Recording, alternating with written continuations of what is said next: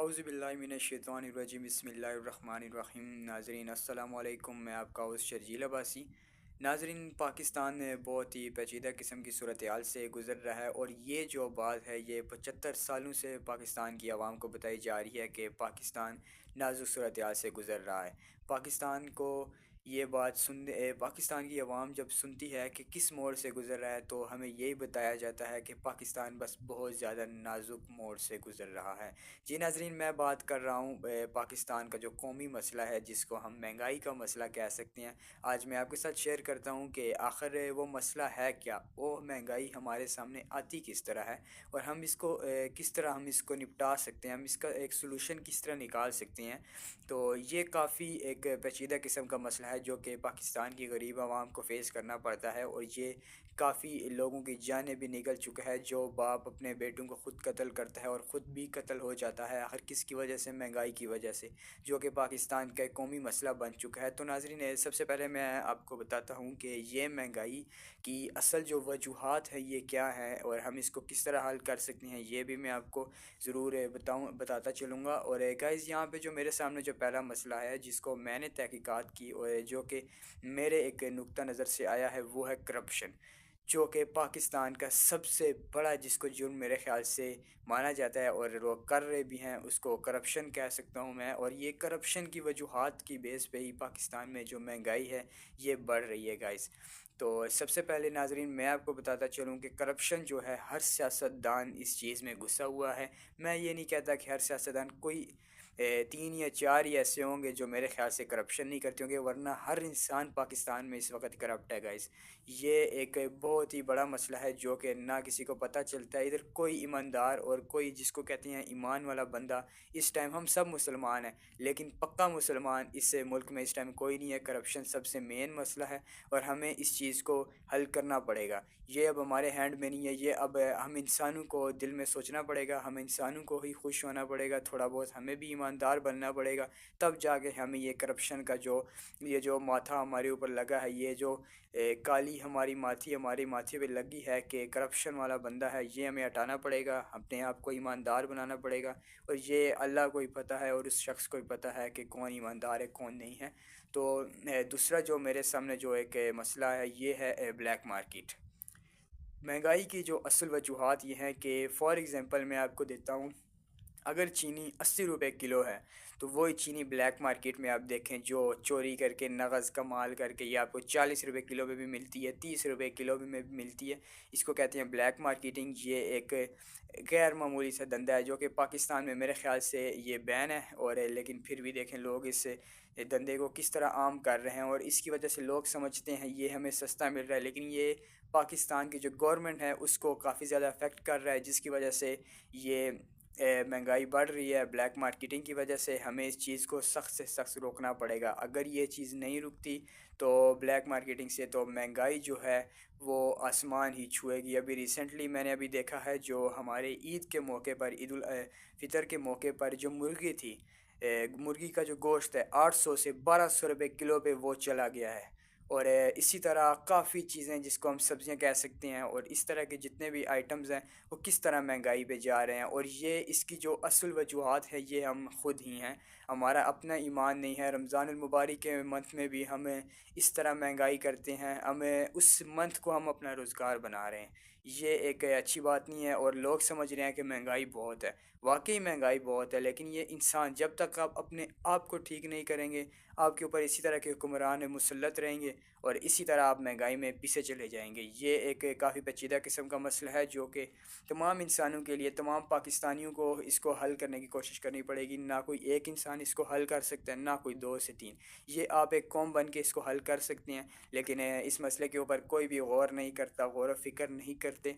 इसी वजह से पाकिस्तान आज तक नीचे है। आज तक 75 साल हो चुके हैं, 75 से प्लस हो चुका है। आज तक हमारा जो मुल्क है उसी जगह पे खड़ा है जिस टाइम वो पहले था। बस थोड़ी बहुत चेंजिंग आई है, जो कि वो रोड बनती गई है साथ, और साथ साथ हमारे इधर और काफ़ी जो पार्लियामेंट हाउसेस हो गए हैं और ये काफ़ी बिल्डिंग्स जो हैं वो वर्क कर गई हैं, काफ़ी प्रोजेक्ट्स बन गए हैं। इस वजह से हमारा पाकिस्तान ऊपर है। वरना अगर आप नज़र दौड़ाएं, अगर आप अपने ईमान से अपने दिल पे हाथ रख के आप नज़र दौड़ाएं तो आपको पाकिस्तान में इस वक्त कुछ भी नहीं मिलेगा, आपको वो कुछ भी नहीं मिलेगा कि यार हमारा पाकिस्तान।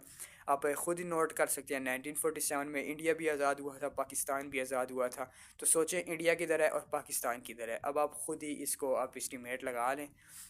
तो गाइज़ मेरे पास नाज़रीन जो तीसरा मसला है जो कि काफ़ी आम मसला है और जो कि काफ़ी बड़ा मसला है, जो कि उसकी ख्वाहिश आपको भी है मुझे भी है, वो है जो हमारे जो गवर्नमेंट्स के जो हमारे वज़ीर हो चुके हैं, ये जितने भी हो चुके हैं, इन सब के जो यहाँ पे ख़र्चे हैं, इनके जो ख़र्चे अखराजात हैं ये बढ़ चुके हैं, जिसका बोझ पाकिस्तान गवर्नमेंट्स को उठाना पड़ता है और इसकी वजह से महंगाई आसमान छूती है। आप ख़ुद ही देख लें रिसेंटली यहाँ पे जो हमारे जो चीफ़ जस्टिस हैं, इसके अलावा हमारे जो जितने जजेस हैं और यहाँ पे जो हमारे सेनेटर हैं, उनके किस तरह उनको इतना बड़े बड़े रिलीफ उनको दिए गए। एक मैं जज की बात कर रहा हूँ, उसकी तनख्वाह 8 लाख से 16 लाख कर दी गई। इसके अलावा उसके हाउस में भी उसको काफ़ी रिलीफ दिया गया, उसको फ्री के हाउसिंग फंडिंग्स दे रहे हैं।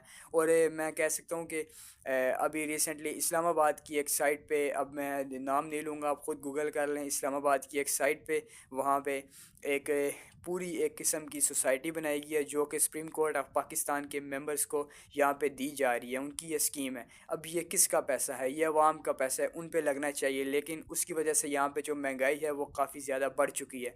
और दूसरी तरफ देखा जाए, अब यहाँ पे आप सेनेटर्स देख लें, मैं कहता हूँ यार पाकिस्तान में सबसे ज़्यादा जो रिलीफ मिल रहा है इस वक्त, जितने भी पॉलिटिशियंस यहाँ पे सेनेटर्स बैठे हैं, हमारे सेनेट में बैठे हैं, सूबाई असम्बली में बैठे हैं, इन सबको सबसे ज़्यादा रिलीफ मिल रहा है यहाँ पे। अब एक तो एक किस्म की ये नौकरी बन चुकी है, जितने भी सेनेटर्स हैं यहाँ पे धांधली करके इलेक्शन में करवा के इधर से पैसे दे के उधर जाके वो दुगना तिगना, ये तो एक बिज़नेस है, ये तो अपना पैसा इन्वेस्ट करती हैं और आगे जाके वही पैसा इनको वापस मिल जाता है। अब देखें 4 लाख से जो कि एक सेनेटर्स की एक जो पे है उसको बढ़ा के 10 से 12 लाख पे कर दिया गया, और उसको हाउस में भी रिलीफ दिया गया, उसको हाउस हायर पे भी दिए गए हैं।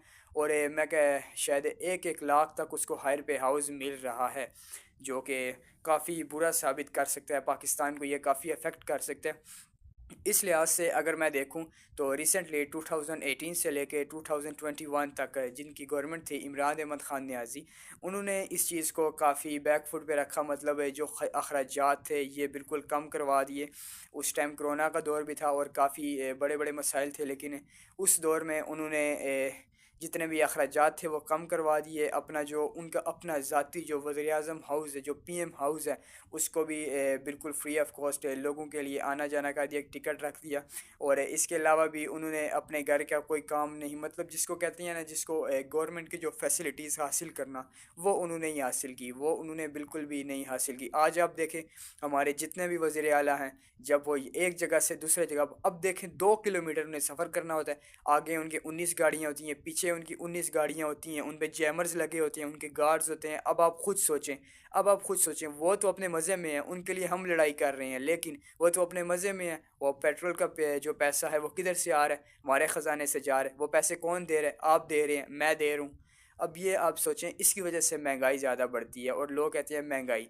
इसके अलावा काफ़ी इंटरनेशनल किस्म के भी मसाइल हैं जिनकी वजह से जो महंगाई है वो काफ़ी बढ़ जाती है। ये इंटरनेशनल किस्म के जो डॉलर्स का जो रेट्स होता है वो हाई हो जाता है, लेकिन वो इस तरह नहीं होता, वो कभी कभार वो ट्रेड्स पे होता है, वो सीपीआई डेटा पे होता है, जो अमेरिकन बेस का जो डेटा आता है हर मंथ है, जो कि दूसरे हफ्ते में आई थिंक आता है। उसकी वजह से तमाम जो इंटरनेशनल से ममालिक हैं उनकी जो मार्केट्स हैं, उनकी जो स्टॉक मार्केट्स हैं, उनमें अफेक्ट करता है, जिसकी वजह से महंगाई जो है वो बढ़ जाती है, और जिसकी वजह से पेट्रोल और डीज़ल तेल वगैरह जितना भी है वो बढ़ जाता है। लेकिन जो सबसे जो पेचीदा किस्म का जो मसला है वो ये है गाइस कि यहाँ पे जो अखराजात बढ़ जाते हैं। अब देखें आप ख़ुद अपने अंदाज़ा लगा लें कितने फ्री किस्म के इन लोग रखे हुए हैं, जिस तरह के रोयत हलाल कमेटी। अब वो जो लोग हैं, अब एक साल में उनको सिर्फ एक दिन चांद देखना होता है और उसके खातिर उनको अरबों में वो पैसा दे रहे हैं। ये पैसा किधर से जा रहा है, क्या इधर कोई अवाम नहीं है, इधर बकरियां बसती हैं? आप क्या इस चीज़ को देख रहे नहीं हैं कि इधर आखिर हो क्या रहा है, आपके साथ हो क्या रहा है? और दूसरी जो चीज़ है यहाँ पे ब्लैक मार्केट की जो मैंने बात की है, ब्लैक मार्केट में चीज़ें सेल होती हैं। अब रिसेंटली ईद उल फितर पे पूरे बैंक्स में वहाँ से जो जितने भी नोट्स थे, 1000 के हो गए, 100 के हो गए, 10 के हो गए, 500 के हो गए, ये नोट गायब हो गए। अब खुद अंदाज़ा लगाए, इंटरनेशनल मुल्क है ये पाकिस्तान एक इंटरनेशनल कंट्री है, एक बिग कंट्री है, एक एशिया में इसका एक नाम है, शुमार होती है कि ये एक कंट्री है। यहाँ से बैंकों में यहाँ से नोट गायब हो रहे हैं, स्टेट बैंक वाले कह रहे हैं हम नोट दे दिए, वो नोट गए किधर, वो ब्लैक में बिक रहे हैं। 1,000 रुपये की जो गड्डी है उस पर 400 रुपये का टैक्स लग के ये ब्लैक में बिक रही है। अब ये क्या है? अब आप खुद सोचें आपके साथ कितना जुल्म हो रहा है। ये इस पाकिस्तान में आपको इसलिए रहना मुश्किल नहीं हो रहा कि आप अपनी आवाज़ खुद नहीं उठा रहे। जब आप अपनी आवाज़ खुद उठाएंगे आप सब कुछ इस पाकिस्तान में कर सकते हैं। जब तक आप अपनी आवाज़ को दबाए रखेंगे, आप सोए रहेंगे, तो कुछ भी नहीं हो सकता। आप इसी तरह बस बकरियां बन के इस पाकिस्तान में घूमेंगे। ये पाकिस्तान है अब आपका नहीं रहेगा। जिस तरह आप ये कर रहे हैं, इसी तरह अगर हम सोई हुई कौम रहे, हम अपनी आवाज़ खुद ना बुलंद करें, तो ये कुछ रहेगा। आपको पता है पाकिस्तान में जो कुछ भी हो रहा है ना इस वक्त आपके लिए हो रहा है, आवाम के लिए हो रहा है, लेकिन आवाम की आवाज़ को दबाया जाता है, जो कि काफ़ी जो है वो ख़तरनाक है इस मुल्क में। तो यहाँ पे तो अगले दिन ही बंदा मिलता ही नहीं है। अब आप खुद सोच लें कि अभी पाकिस्तान में रिसेंटली एक वाक़या मिला है कि एक बाप ने अपने बच्चों को कत्ल कर दिया, किसी ने किसी को जहर दे दिया, अपने आप को मार दिया। सवाबी में एक वाक़या मुझे मिला जिधर बाप ने अपने 4 बच्चों को कत्ल किया, ख़ुद भी कत्ल हो गया और अपनी बीवी को भी कत्ल कर दिया, उनको दरिया में फेंक दिया, अपने आप को भी मार दिया। अब ये क्या वजूहत हैं? उसके ऊपर इतना कर्जा चढ़ा था, इधर पाकिस्तान में हमारी महंगाई इतनी ज़्यादा है। अब आप खुद सोचें गरीब बंदा जो है वो किस तरह गुजारा करेगा। यहाँ पे जो बिल आ रहे हैं, अब इधर बिल तो अल्लाह ही जाने, अल्लाह याफ़ज़ है इधर के बिलों का। यहाँ पे अब एक गरीब बंदा बिल दे या फिर अपने घर का अखराजात रहे वो खाए या बिल दे, या फिर वही करेगा, उसका जो मीटर है वो उखाड़ के फेंकेगा और मोमबत्ती लगाएगा। ये उसके पास हल है, क्योंकि अब वो खाना तो उसने लाजमी है, वो बंदा पैसा किधर से लाएगा? आप खुद इस बात को सोचें। तमाम गवर्नमेंट्स के जितने भी ये जो वज़ीर हैं, वज़ीर आला हैं, ये सारे एसी में बैठ के ना सिर्फ बातें ही मार रहे हैं, बड़के मार रहे हैं, बैठ के करना कुछ भी किसी ने ही नहीं है। आपने जो कुछ भी करना है आप सब ने बैठ के करना है। ये पाकिस्तान है, इधर अपना आप खुद लेना पड़ता है। और यही बात नहीं है सिर्फ, आप ओवरऑल भी देख रहे हैं, अगर किसी को अपना हक चाहिए तो वो खुद लेगा, इस तरह नहीं होगा। अब रिसेंटली इंडिया में आप देखें, इंडिया में काफ़ी अच्छा अब माहौल हो चुका है। और पाकिस्तान का मैंने रिसेंटली एक डेटा पाकिस्तान का मैं आपको दिखा दूं। 2023 में जो इन्फ्लेशन रेट थी, महंगाई का जो रेट था, वो 30% हो गया था। और उसी को मैं बैकवर्ड आऊँ 2022 में 19% हो गया। उसी के मैं पीछे आ जाऊँ 2021 में यही महंगाई 10% पे थी, उससे मैं पीछे आऊँ 9%। 2019 में ये 6% थी और 2018 में ये 5% थी। और जो मैं आपको बताऊँ सबसे जो बेस्ट किस्म का जो महंगाई का रेट है ना, अगर आप जानना चाहते हैं तो 2%। 2% से ज़्यादा महंगाई किसी भी मुल्क में नहीं है सिवाय हमारे मुल्क के। यहाँ पे कितनी महंगाई है आपको खुद ही पता है। यहाँ पे बंदा बाज़ार जाता है तो उसको हार्ट अटैक आना शुरू हो जाता है। असल बात इधर रही है। उम्मीद करता हूँ आपको मेरी वीडियो पसंद आई होगी। अगर आपको मेरी वीडियो पसंद आई है तो मेरे चैनल को ज़रूर सब्सक्राइब करें। फ़ी अमानिल्लाह।